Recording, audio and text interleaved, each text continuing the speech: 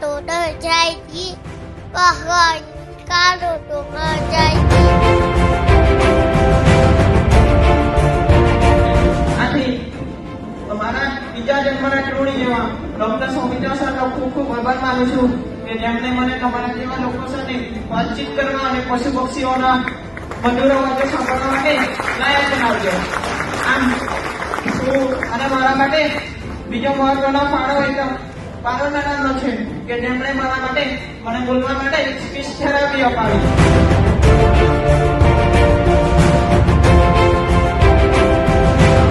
फातिमा सुनहरा बहुत अच्छा फील कर रही हूँ। मैं श्रुति पॉपुलर फैमिली का एक पार्ट हूँ। मैं अपने सभी पोषण के साथ आप सबको भी थैंक यू कहना चाहती हूँ। मैं आप सब हमारे 1000 प्लान और 16 साल जो हमारे पॉपुलर प्लान प्रोग्राम को पूरी हो गई इस सेलिब्रेशन में आपकी इंग्लिश फैमिली का घर आए। मेरा पॉपुलर प्लान जो इस साल जून में हुआ था उसके बाद मेरी सर्दी में बहुत सारे फ्रेंड्स